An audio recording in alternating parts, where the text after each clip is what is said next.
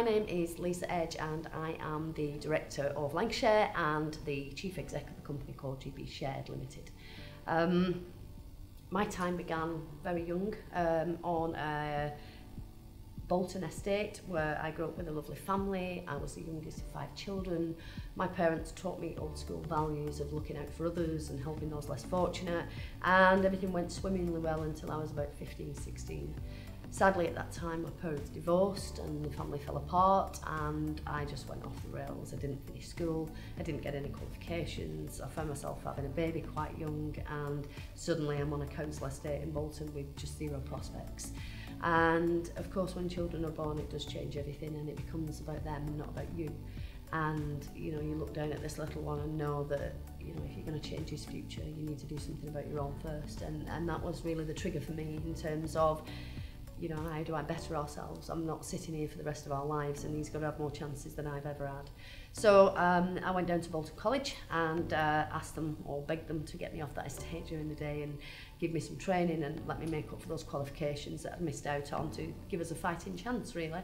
And a lovely lady there sat with me, and she put my son in creche and she put me on the right courses, and I studied at Bolton for a couple of years, and I did typing, clerical, I became a personal assistant, I got a job working for the local electricity board, and really just worked really hard, saved the pennies, got enough for a deposit for a house, passed my driving test, and then moved from Bolton to Blackburn. And when I got up there, I bought my first house, and my son started school, and I worked in industry for a number of years for corporates such as Rent-A-Kill, Initial, and had a range of a few jobs, but it was always about education for me.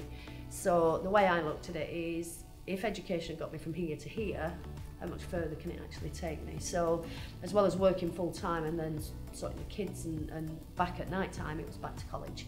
And I went to Blackburn College this time, and I went back and did, I did accounting, bookkeeping, marketing, I did a level 5 in leadership, did a management degree, did a HND in computing, did a teaching qual. I did anything they would give me until eventually they said, would you like a job? I think I was there more than the staff, and that's genuinely how I got my job in education, and Blackburn College were very good to me, to be fair. I continued to have professional development throughout my time there. And I originally started looking after European Social Fund monies and evidencing that money and making sure it was spent accordingly.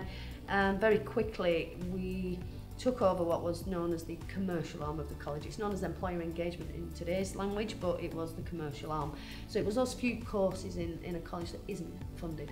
And for me it was about, there is a remit to go and sell those courses, but I guess because education had done so much for me, I didn't want to just go out and sell training. I wanted the training that we delivered to have as much of an impact on the individuals that were getting it as it had on me, and I wanted their lives to improve as a result of that. So my approach was very much to stop selling and to start listening. And so I set out on a mission of going out, talking to employers, asking them if the curriculum was fit for purpose, if there was anything else we could do, did they want a placement, did they want to deliver curriculum, develop curriculum, sit on employer forums, access our facilities, research, development.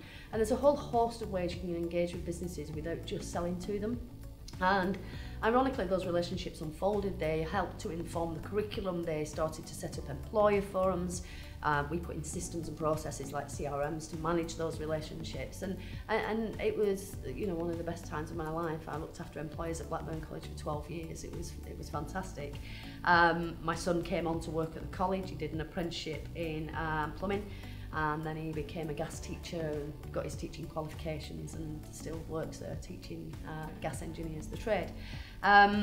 I guess for me, I then moved across from Blackburn College to Preston College and headed up employer engagement at Preston College for a couple of years as well, and found that really as I talked to businesses across the other side of Lancashire, exactly the same issues arose.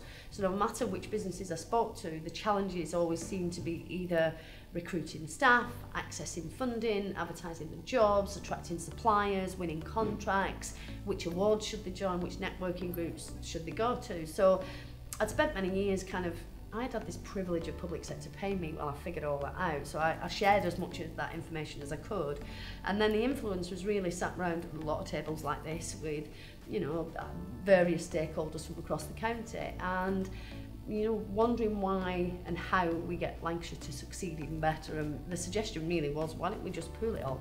You know, we have 71,000 businesses here. It's a wonderful county. We have authorities, we have 3 wonderful chambers, we have tons of networking groups, funding pots, business awards. There is so much here to celebrate. And for me, it just felt a little bit like, you know what you know, and it's every man for themselves. And whilst there are pockets of collaboration, for me, I guess what I could see is, if this entire county came together, if we pooled all our resources, all our knowledge, skills, jobs, training, tenders, funding in one place for everybody to access, the entire county lifts, surely. And so, I kind of proposed that to a few stakeholders, but perhaps it seemed like too big of a job, or whether it would be sustainable, but I so passionately believed in it. And I'd met so many businesses along the way that became friends, not just people that I did training with. You know, you get to know these people on a very personal level, and the families and the problems and the challenges, and I was desperately trying to help as many as I could. And eventually I just bit the bullet. I took voluntary redundancy and ploughed everything I had into a platform that would provide that exact solution. I went out to engage with about 100 different businesses. I talked to one-man bands, start-up businesses, growing businesses, multi-million-pound turnover businesses that I'd been key account managing throughout my time in education. And I just asked them all, what does it need to look like? How does it need to function? What does it need? How do I make sure it gets the attention as much from the MD of a 100 million turnover company as it would a one-man band? So it was really on a mission of finding out what was important to those businesses. And I guess for 17 years, they'd all been telling me the same thing anyway, so I knew it was a need. What I didn't anticipate is just how well this county would embrace it, and they really have. I have had the most humbling sort of 12, 16 months since we launched that I've probably ever had, and it is the willingness for the businesses of this county to collaborate and come together. You know, they want opportunities, they want to fill the vacancies, they want to fill their events, they want local suppliers, and actually by doing it together and providing that platform where everything is in one place, it saves a lot of time and it saves a lot of money, and it gets local people recruited, which impacts in employment rates. It means that money is spent within the county's boundaries, so thereby we reduce carbon footprint and we increase our social values as local ethical buyers and suppliers. You know, all of the college and universities have joined us, so we are helping to upskill our communities. Recruitment companies and just mainstream employers are all putting the job vacancies on, and individuals are coming along to sign up to the site and fill those vacancies, and if they can't, they're going to the unis for the skills first. And actually that whole ethics of collaboration in one place is just, it can have a huge impact. And we've been fortunate that obviously 17 years in the public sector, you get trained to measure everything. The impact is what matters. So I guess from my perspective, from day one, we've been measuring how many jobs have gone on, how many people have looked at those jobs, how many people have applied for those jobs, how many tenders have gone on, how much has been spent, how many people have applied for that, how many businesses are part of this. And it has just been extraordinary, and I owe a huge thanks to every single business in Lancashire that's part of this, because it is their sense of pride, collaboration, desire for opportunities and to work with one another that's made this possible. In our first 12 months, we were up for 10 different awards. We have launched in Manchester, and we're about to roll out Cheshire and Merseyside. We have applied for Northern Powerhouse Partnership status, and looks like that's going through really well. And yeah, it's been the most amazing and humbling journey, watching people succeed, watching people share opportunities, watching people that were struggling access funding. It's a very rewarding thing. And I guess there are a few things to say about Lancashire. First of all, we don't do anything that anybody else does. So we don't do events, we don't do awards, we don't have a magazine, we don't make widgets. We're not a threat to anybody. We are the glue that this county so desperately needed to come together. The nice thing is we don't have any competition either, because nobody pools it all together like we do. To be recognised for that in Birmingham and London and lots of other things is testament to what the businesses of this county can do, and this is the first year. There are 71,000 businesses here, so what can be achieved by the end of that is phenomenal. And yeah, I'm absolutely delighted that Lancashire was the flagship. You know, I get to leave my kids in a better Lancashire than I brought them into. So when I look at what challenges I've had, they're not really challenges, they just find a different way around. It was more of a brave move to give up a very well-paid public sector job that I absolutely loved, that gave me every opportunity that's got me to the point I am. Was a huge decision to stand in the middle of a county and ask the people within it to climb on board a platform that hopes to change the way this county does business is also, maybe you would see it as a challenge, I just see it as a brave move. But businesses, most of them know me or know me well enough, or I've worked with them for a long time, and I have a good reputation for not letting those businesses down.